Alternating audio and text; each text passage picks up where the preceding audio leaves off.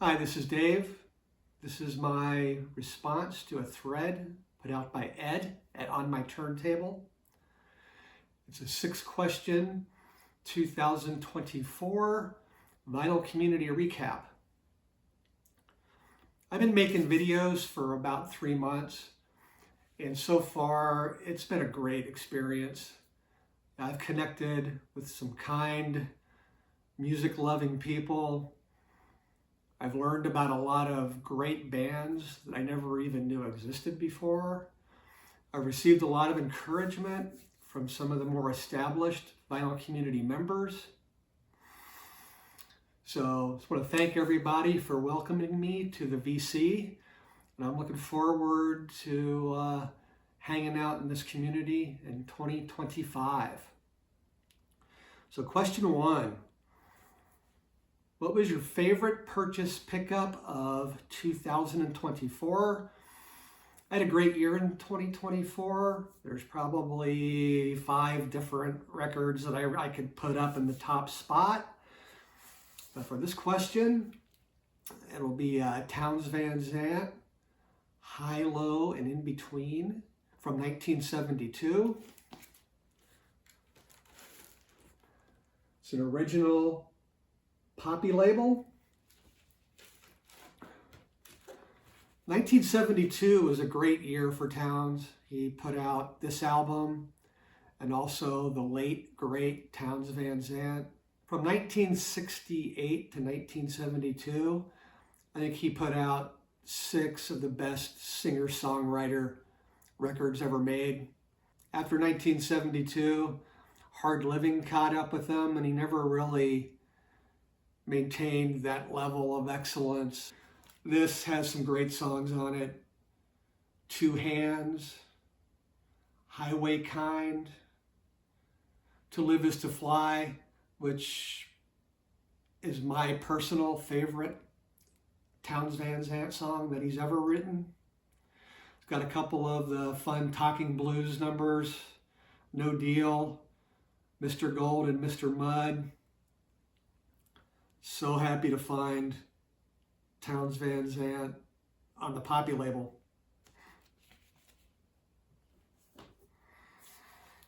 Question 2, what purchase pickup in 2024 have you played the most?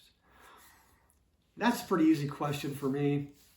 It's got to be Heyday by The Church from 1985. This is an original Australian pressing. So many great songs on here. The opening song on side 1, Myrrh, got this swirling, jangling guitar that slowly builds up until the vocals and the rest of the band kick in. Tristesse, I don't even know how that's properly pronounced. Got a retro 60s vibe.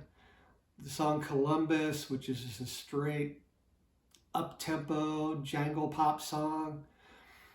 Side ends with Happy Hunting Ground, the instrumental. I know there's a thread going around about perfect album sides. Side 1 of this definitely qualifies as a perfect album side. Side 2 starts off with Tantalized. It's like a neo-psychedelia. Kind of reminds me a little bit about, Echo and the Bunnymen, that early 1980s Liverpool sound, something that was produced by Ian Brody. Fantastic record. Steve Kilbee's songwriting, he's at his top of his game here, his vocals. But what really stands out to me is just the incredible guitar work of Marty Wilson Piper and Peter Kops. So been playing this the most in 2024. That'll probably continue into 2025 as well. Question 3, what purchase pickup this year really surprised you? Good, bad, or both? Well, for me, it was a really good surprise. That was this record, Pearl Harbor, Don't Follow Me, I'm Lost Too. I always see this in the dollar bins.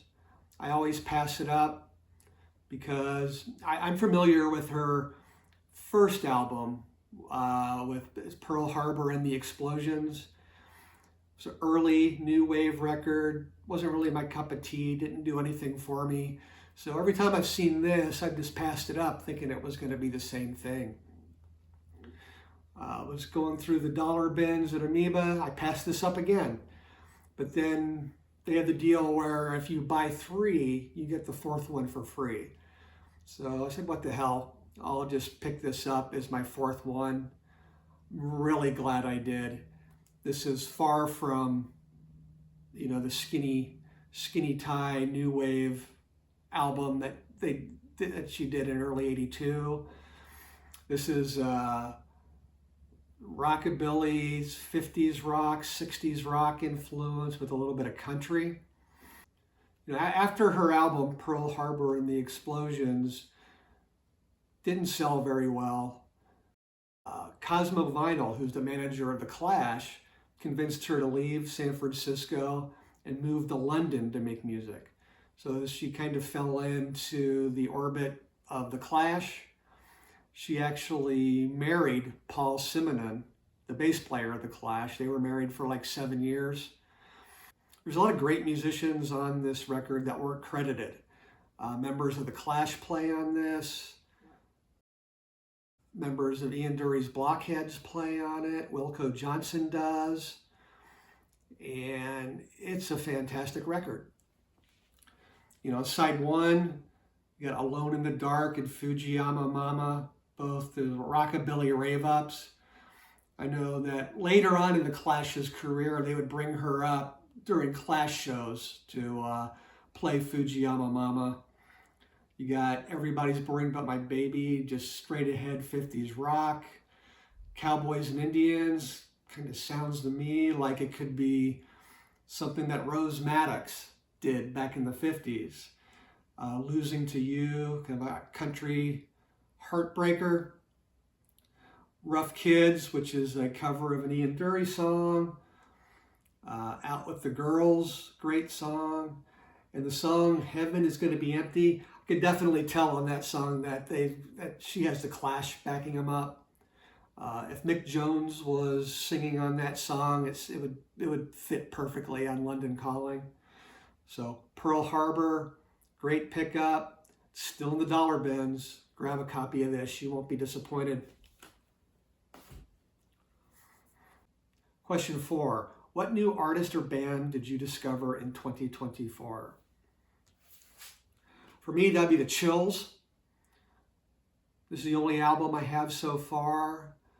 They're a jangle pop, neo psychedelia band out of Dunedin. I don't know if that's pronounced correctly, Dunedin or Dunedin, New Zealand. So many great songs on here. You got straight up jangle pop of Rolling Moon and Kaleidoscope World, great melodic guitars and vocal harmonies. Pink Frost and Doldrums are very kind of atmospheric post-punk sound to them. Satin Doll, kind of a neo-psychedelia tune that could have come straight out of 1967. I want to explore more of the music scene that was happening there in New Zealand at the time. I guess a bunch of like-minded bands who were on this label, Flying Records. That will be a 2025 New Year's resolution. Question 6. What artist or band did you circle back to and listen to again in 2024? For me, that would be the Replacements. I've never lost my love for the Replacements, but since about 2019, most all of my music listening's been on vinyl, and I didn't have any Replacements on vinyl. This year, I was lucky enough to pick up a bunch of original pressings, so that got me back listening to the Replacements. And the beautiful original Let It Be.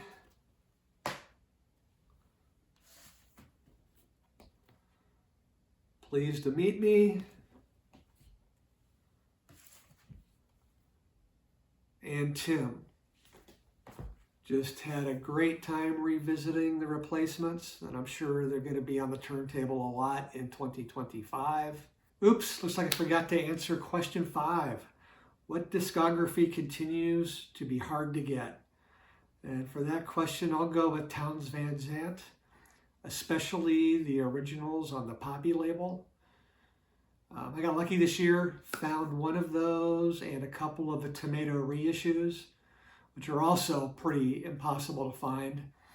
I found them all in Japan. I haven't seen one of those in the wild around here in a long time. So Townes Van Zandt's getting more difficult to find.